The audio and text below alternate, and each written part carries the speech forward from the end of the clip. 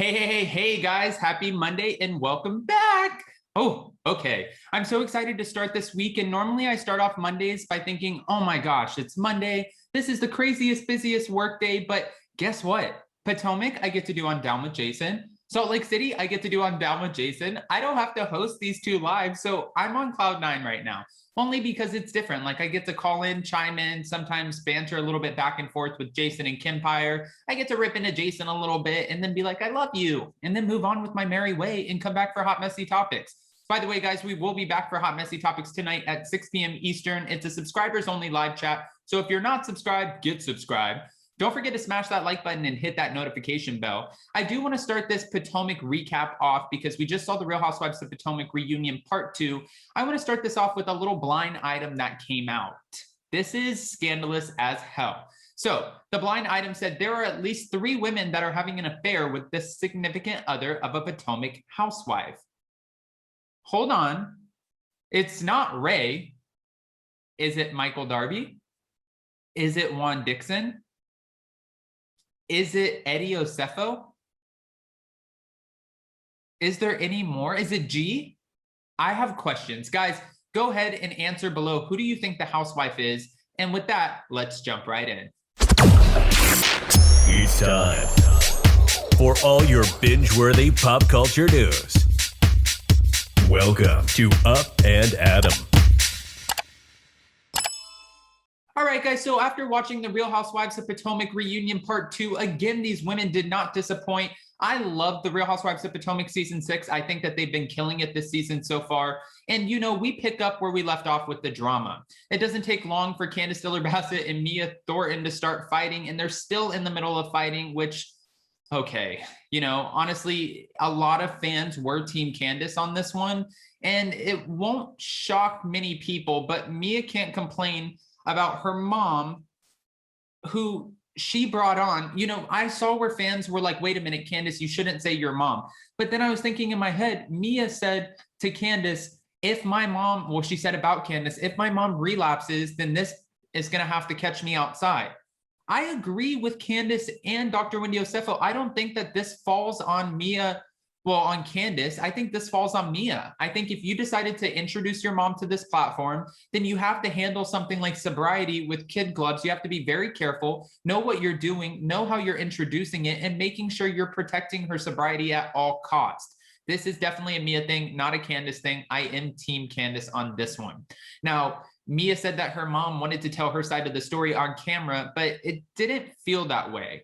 Every time we saw Mia's mom, she looked incredibly uncomfortable, and every scene was a new way of shaming her in her past and holding it over her head. It was very awkward, and I think we can say that. Now, if you guys missed the reunion part 2, Andy Cohen asked Wendy Osefo where she stands with Candace's comebacks in her mouth, and thankfully, Wendy, you know, she answered this in the best way possible. She said that Candace has a good way of sticking her landing when she delivers and when she chimes back in. Now, mind you, we all know Candace is intense when it comes with her verbal, you know, ripping of somebody apart. She is witty, she's on point, she's fast as hell, and she's probably not the one you want to go after. Now, Candace has said multiple times, listen, I don't ever start it, but I will finish it. And with Candace, I kind of see her point. Listen, I don't like a lot of the things that come out of Candace's mouth. I agree with Karen Huger. I agree with Giselle Bryant. I agree with Robin Dixon, which I never thought I would say in my life. I don't love a lot of what Candace says and what comes out of her mouth. However, if the women are going to go in on her, she really, you know, she can't be faulted for going back in on them and being better at it. And I know this is crazy coming from me, but you know, when we used a few examples, and when Candace came out with a few examples, like Ashley Darby, who's saying, wait, you're body shaming me? But she's like, didn't you body shame Charisse for saying that she had saggy? And I was like, oh, wait a minute, Ashley Darby, Candace is right. And then you go around the room and Giselle's like, well, I would never go that low. She's like, wait a minute, didn't you do hashtag tax reform? And I was like, oh shit, Candace is right again. So it does seem like people are being a little bit more hypersensitive and critical when it comes to Candace. And Andy Cohen did point out, you know, fans are calling for her to be fired from the show. Well, he wanted to go, I guess, one step further by just noting that it seems like with all the altercations that go down in Potomac, Candace is a common denominator. Candace goes from crying to not crying to fake crying when she's talking about Ashley's motherhood and saying, oh, yes, I'm just so jealous of being, wanting to be a mother just like Ashley. And then she stops crying. And I'm thinking in my head, oh, we forget you're an actress. You're an actress and you're pretty damn good at it. You're so good that we've seen you on some major streaming services and networks. Like, what you're doing here. This is kind of intriguing. It's intriguing because it seems like Candace can cry on cue, which makes me have trust issues a little bit. And when I say trust issues, I'm thinking in my head, I don't know if I'm trusting every time you're like, give me a tissue and you're falling back into the crying, or if this is an acting, like a scene for you, if you know how to put it on. Because after I did an interview with someone who, I'm not going to say who, I did this interview with this person and I thought, a lot of the emotions were super genuine. And then once we got into it, now looking back, I'm like, I don't know how much of those emotions were 100% authentic or how much you were playing it up for the camera. And everyone is different. It seems like at the end of the day, a lot of people are very aware that the cameras are on them. And in being aware, they're like, okay, wait a minute, I'm going to paint it this way. That way the audience is in favor of me. Watch me go. I'm going to take control over the narrative. And the problem is if we can start sniffing it out, well, that's probably not a good thing. Well, Andy does call Mia out for becoming a disaster on Twitter. Not only is she a disaster, but she's horrible at it. She's a total media mess. And she blames her social media manager. But this is not the first time we've heard this. We've heard this from Jen Shaw. We've now heard this from Mia Thornton. It's like everybody has a social media manager to blame. And it's take some accountability. It's not your social media manager. It's you all the way. And when Candace is like, you blocked me, she's like, oh, did I? Are you blocked? And Candace is like, yeah, girl, I'm blocked. And I'm thinking in my head, Mia, you're losing. And then Askella Davis, she comes onto the floor and she lasts literally 10 minutes. And Mia makes fun of her as she leaves. And she's like, wait a minute, you brought this girl on here to say 2 words and then that way she could leave. And I was like, ooh, the shade. But true, Askella, you had a whole 2 minutes on the couch, but at the end of the day, she wasn't a full-time housewife and she really didn't need to come on the couch to begin with. I'm liking Askella this season, but I think because she still allegedly lives in a townhouse and she doesn't have that opulent lifestyle, even though Robin Dixon doesn't either, I think that she will not be a full-time housewife anytime soon.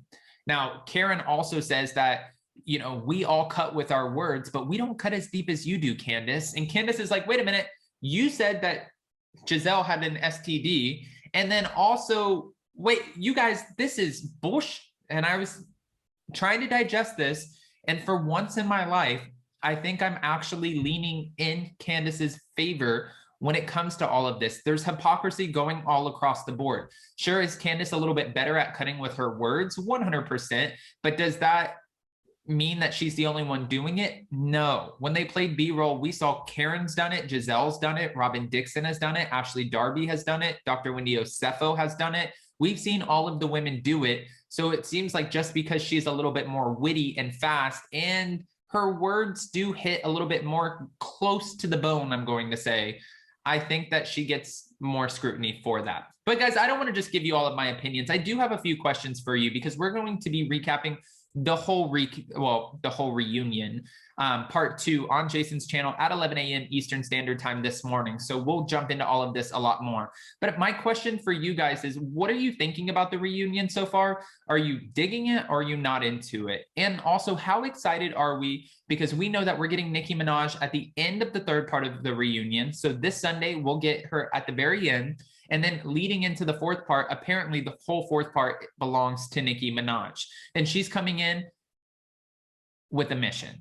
If you hear the voiceover from her and she's like, we're not going to do that here and don't get smart with me, I'm like, oh shit, Nicki Minaj is in the building. Let's welcome her. Guys, I am so excited. All right, well, with that, guys, don't forget, we are going live at 11 a.m. for Potomac and then 12 p.m. Eastern Standard Time. We're going live on Jason's channel, Down with Jason, for the Real Housewives of Salt Lake City with Kempire. Of course, we'll be back tonight for Hot Messy Topics at 6 p.m. And that's where we get to have all of you guys chime in for an unfiltered conversation. So guys, if you haven't already, go ahead, smash that like button. If you're not subscribed, get subscribed. And don't forget to hit that notification bell because, well, you don't want to miss anything we have coming up. With that, we'll see you next time. Bye, guys.